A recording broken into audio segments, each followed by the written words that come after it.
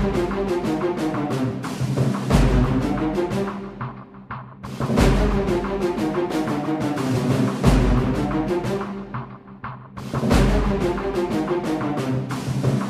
you all please stand up? Thank you. Please repeat after me now. Chante, washte, nape, cheyuzapi.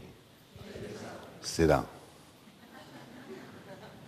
What we just did is we greet each other in our Lakota language. We said we greet with a handshake and a good heart. I'd like to visit with you guys today about a far-fetched idea I got at Indian school whisperer. But before I do, I have to share with you some information about my Lakota people. It helps you get relevance to what I'm going to talk about. This is one of our wisdom keepers. He's long gone now. He was a Lakota Patriot. But he says it is time we Indians to start to tell the world what we know about God and nature. And with all respect to him and all honor that I have to give to the people that, such as Matthew and others, I'll just try to do the best I can from what I learned, okay? And to help you understand what I'm going to talk about. A long, long time ago, our people, as they moved around, they noticed that there was something moving in everything that they saw. They termed this daku shkan shkan. Daku meaning what or something, shkan shkan meaning movement. And as time went on, they came to believe that this movement, this energy, this force that they saw in everything, that it was wakan. Wakan meaning in our people is sacred, holy, mysterious. So it's daku wakan. Whatever's out there, whatever's moving, wherever they saw, whatever they saw, is mysterious and holy. And after a while, they just came to term and they just said, Wakantanka. Wakantanka means the Great Spirit. God is in everything that they saw. And as such, theoretically, if you have that disposition, then you better give respect to everything that you see, huh? Philosophically, we believe that we had this power, we call it nari. The spirit was around our abdomen section here, and it radiated out around the body like an aura. We believe we got that from our parents and their parents before them. As such, and one of the things that we believed about this was that this nari, that this life and this energy that we got, that one of the things we say is that we just could not lie and steal because we'd bring disgrace to those people who gave us this life and force. So if you read anything about us, you'll see that it says that we were very honest and that we were very spiritual people. As far as learning, we believe that this force was in our children, and it was especially powerful and prevalent in our children. So we called our children Wakanyeja. That's what our term. Wakanyeja means, that word means sacred. They were sacred little beings. And as such, we allowed our children to move and grow and learn and be as they wanted to with that force inside of them, guiding them. I want to show you something very interesting, I think. This is Sitting Bull and Maria Montessori. Maria Montessori was just an absolute genius. And what was interesting is that she believed that there was a guiding force in every child. She called it the spiritual embryo. And what is so significant about Maria Montessori is that she developed an education system that allowed the child and that force to grow and be what it wanted to be. This is what she says about this force. She says, this embryo, it is the spirit of the child that can determine the course of human progress and lead it to a higher form of civilization. Our people, such as Sitting Bull, saw eye to eye with her on these points. She believed in a spiritual embryo, huh? We believed in a nari, same. She believed that you could build great civilizations with these children and this force that would move. And I tell you, that's the same thing as same thing. Now, I just want to say, this is about this, I want to start talking about this whisper with you, getting to this, to get what I want to talk about. This is, of course, the movie that made the term whisperer popular. Robert Redford made this, and it kind of gets therapy and whispering synonymous now. This is Monty Roberts and Shy Boy. It was one of the New York Times bestsellers. This is another, he shows the power of whispering in this book. But what he learned was that you don't have to treat a horse violently. You don't have to break it. He learned that if you communicate and you understand that, and he demonstrates this in his workshops, that in 30 minutes you can get on a wild horse that has never been ridden. He called that joining up. That's what he termed it. He talks about in his book about a big tough cowboy who comes up and he's signing books like this, and he comes up and this big tough cowboy is trembling and has tears in his eyes, and he says, I just realized that I've been treating my family abusively and violently, just as I treat my horses, and he vowed not to do it again. That's the therapy, the whispering part of it. This is Philip Whiteman Jr. He and his wife, Lynette Two Bulls, they do workshops about our Indian knowledge of horses. And if you ever went to these workshops, I'll tell you, it will just simply astound you what we knew and what they convey about the society of horses, the nature of horses. But I'll just say, from our point of view, what he wants to get across is that for our people was to become one with the spirit of the horse. Again, relating to it, understanding it. Now we got National Geographic has a program on TV featuring Cesar Millan and Dog Whisperer, and he works with problem dogs and their frustrated and puzzled owners. These are our dogs. This one up here, that's the red one, that's we call her Lucille Ball. This one over here, that's the German Shepherd one, that's Pontius Pilate. And the one in the middle, that's Average Joe. He showed up at our house one day and never left. The missus got annoyed with him.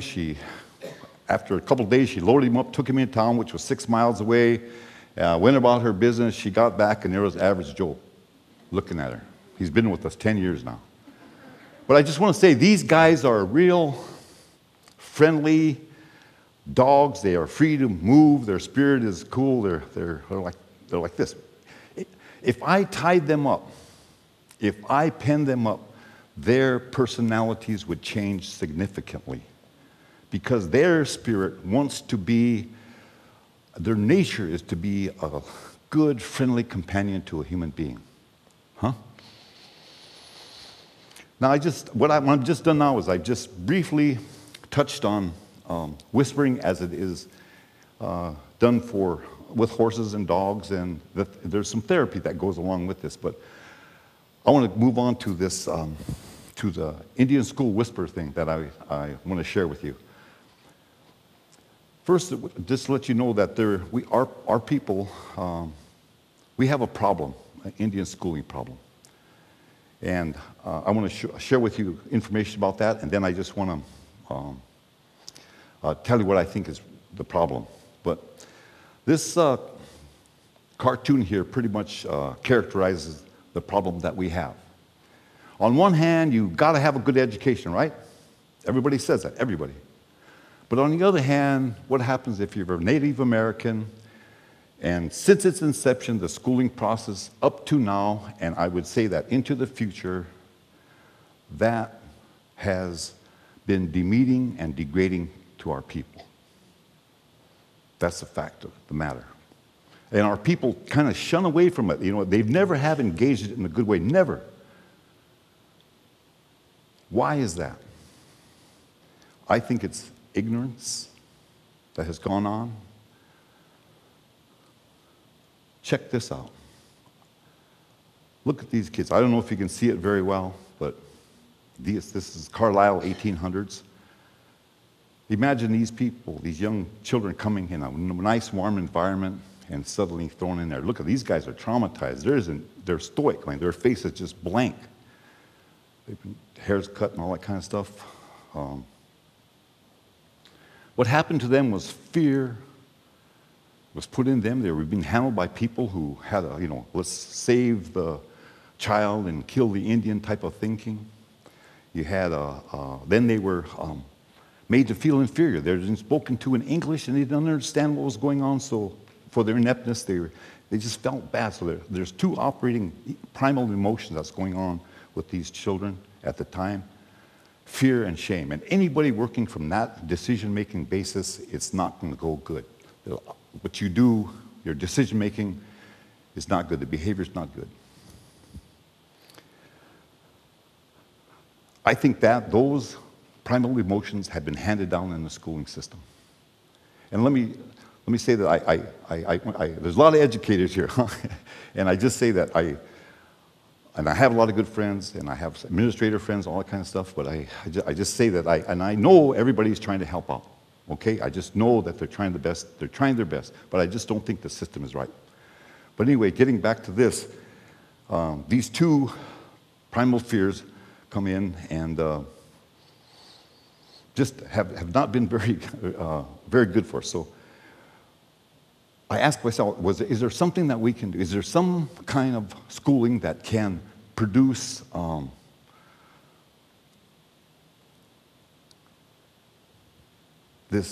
therapy, so to speak, something for our soul that will help us to undo this? Because presently this type of education is just not getting it, in all seriousness. So I asked, is there any schools that can do this? Is there any school that can nurture our nari, the spiritual embryo? Well, there is. And they're all over the United States. Not a whole bunch, there's not a lot of them, but they are in the United States, in about every state of the Union. They're around the world, and they're called schools that have self-directed learning. Okay? In there you have not so much teachers, but you have facilitators and guides that guide this force that's inside somebody. Okay? Now I'm familiar with the ones I'm familiar with. There's different types of ones that are around, but the one I'm familiar with is a Montessori.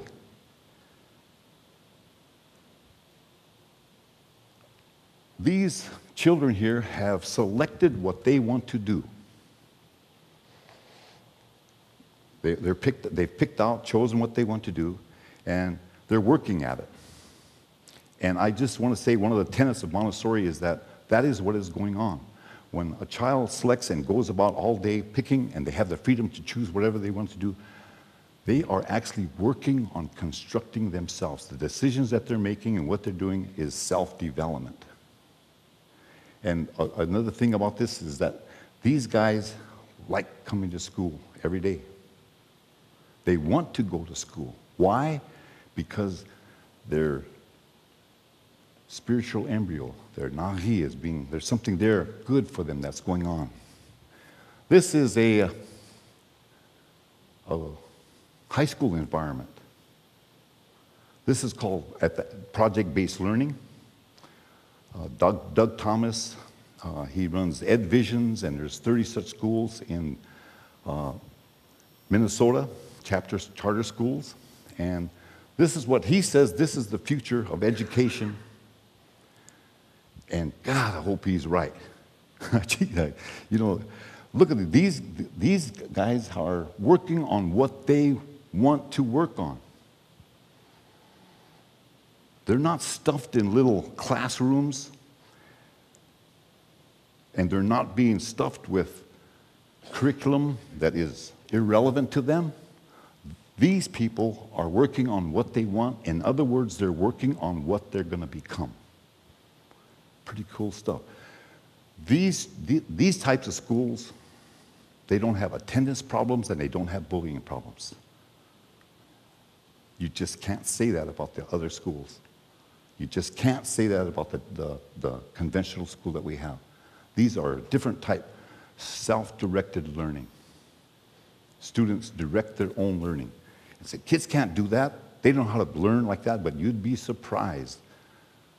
Take faith in that spiritual embryo and that force that's in them, and you will see that they'll blossom. Okay. So this, what's the process? The regular school systems are teacher-directed programs. By that I mean a teacher gets up in a classroom, in an environment, and she tells these students, or he tells these students what to do, when to do it, and how to do it for 13 years. And the big knock on these schools is that when you graduate, if you make it through, if you can make it through, it diminishes that spirit that you got, plus the creativity and individuality has been lessened. I dream of the day Martin Luther King dreamed, huh? I dream of the day when our children, our Native American children, are not forced to learn standards and contents that don't mean very much to them, and neglects, the most important thing, neglects their spiritual embryo. I dream of the day when our Native American children are not tested compared to others.